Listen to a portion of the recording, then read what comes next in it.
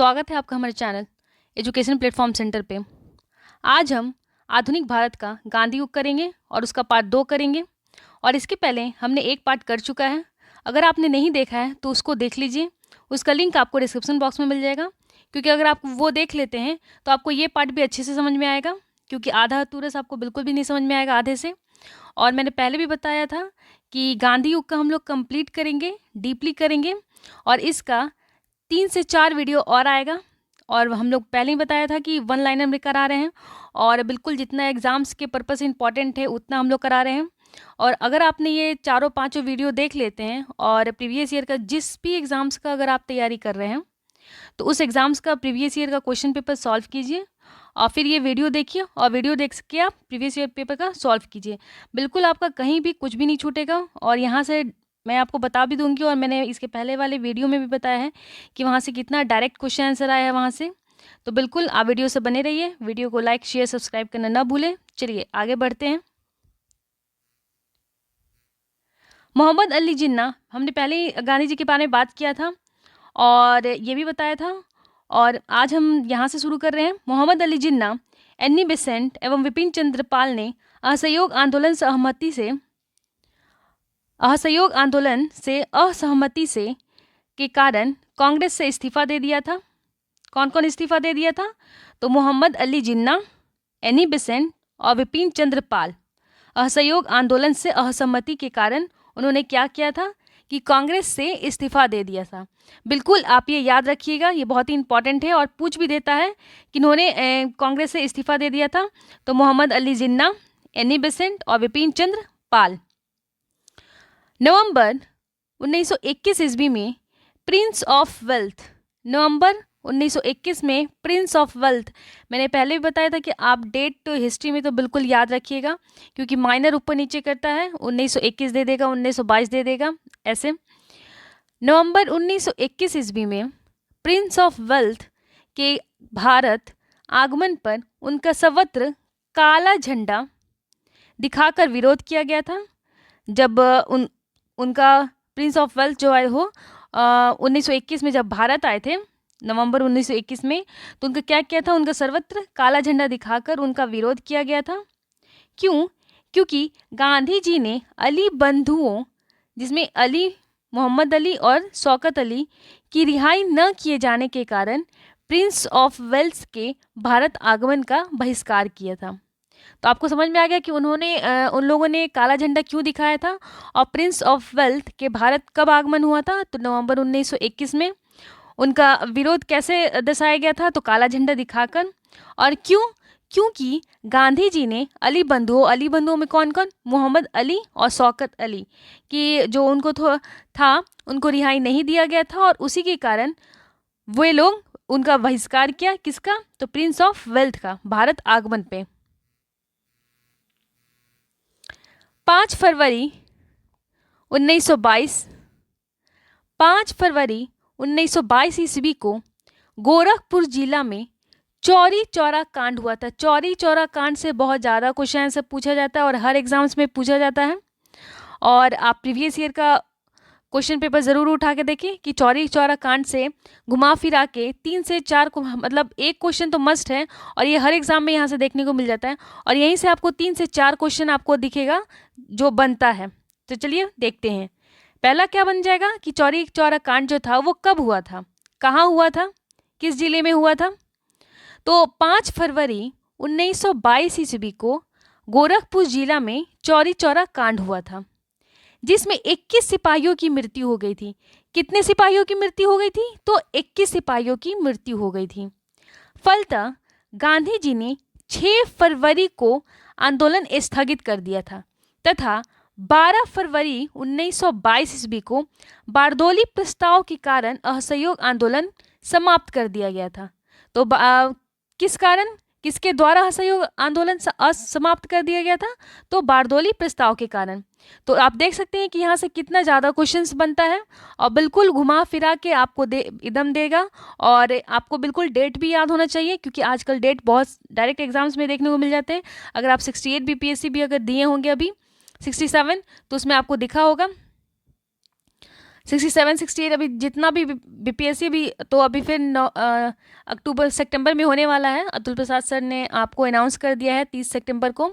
और सारा included BPSC जितना एग्ज़ाम्स लेता है, बीपीएससी हो गया, सीडीपी हो गया, जितना भी बीपीएससी एग्ज़ाम्स लेता है सारे का वो एग्ज़ाम्स लेगा और उसी के मुताबिक उसका कट ऑफ निकलेगा। तो बिल्कुल आप अभी से एग्ज़ाम्स में लग जाइए और पर डे कम से कम 2 से 3 घंटा तो बिल्कुल दीजिए, ताकि लास्ट टाइम स्ट्रेस नहीं रहेगा आपको और बहुत एग्ज़ाम्स के टाइम में आप बहुत कुछ नहीं पढ़ पाते हैं।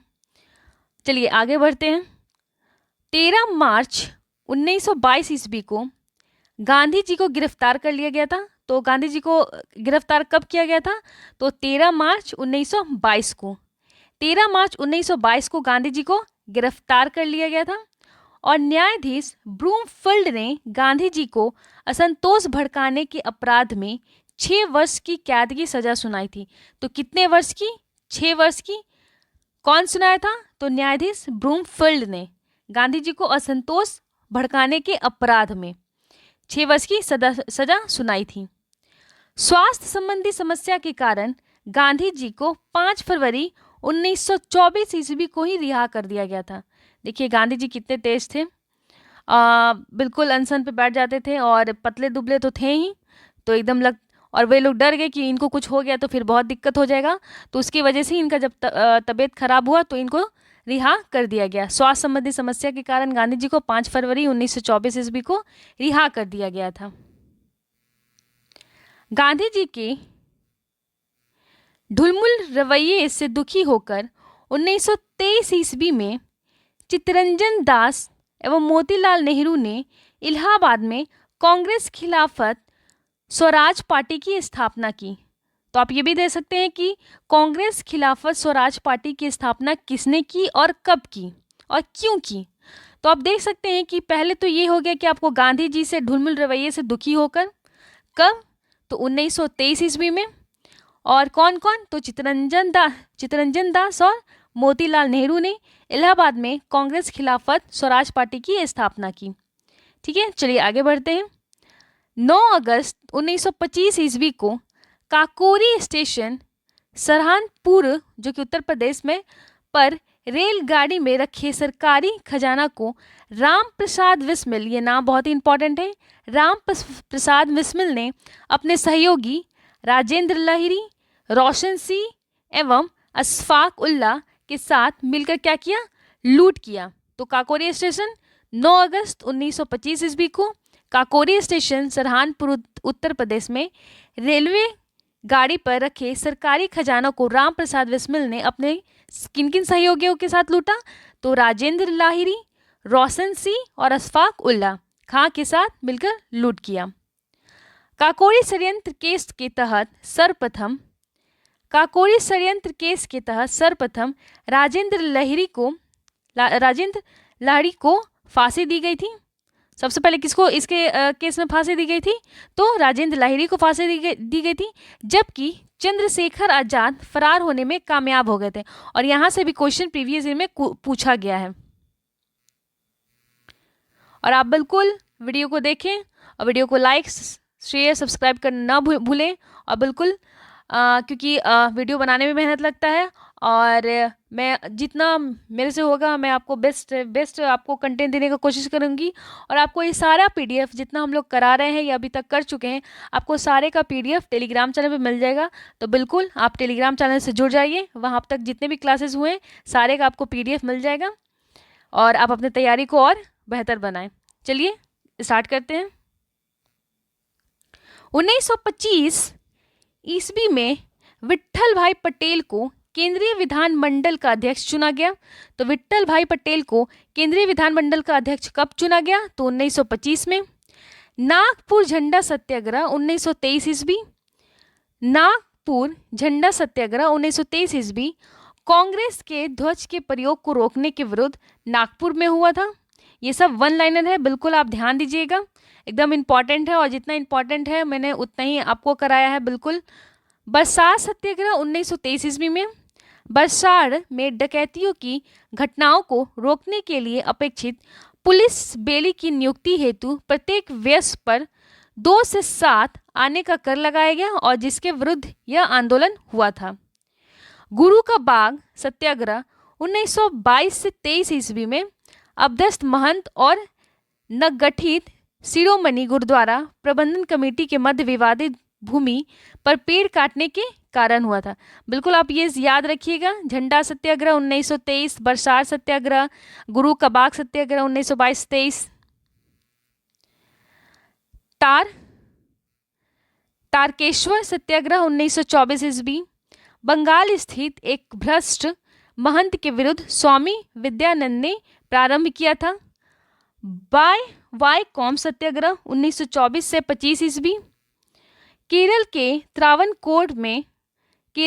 त्रावणकोर में इझवा जाति के कांग्रेसी नेता टी.के. माधवन ने मंदिर में प्रवेश के लिए चलाया था। अक्टूबर 1924 ईस्वी में सचिंद्र सन्याल, रामप्रसाद बिस्मिल, चंद्रशेखर आजाद ने कानपुर में हिंदुस्तान रिपब्लिकन एसोसिएशन की स्थापना की। तो हिंदुस्तान रिपब्लिक एसोसिएशन की स्थापना किसने की, यहाँ से भी क्वेश्चन पूछता है। तो अक्टूबर 1924 में सचिंद्र सन्याल, रामप्रसाद बिस्मिल, चंद्रशेखर आजाद ने कानपुर में हिंदुस्तान रिपब्लिकन एसोसिएशन की स्थापना की और इस संस्थान का नाम सितंबर 1928 ईस्वी में चंद्रशेखर आजाद के नेतृत्व में दिल्ली के फिरोज शाह कोटला मैदान में हिंदुस्तान सोशलिस्ट रिपब्लिकन एसोसिएशन कर दिया गया। 9 अगस्त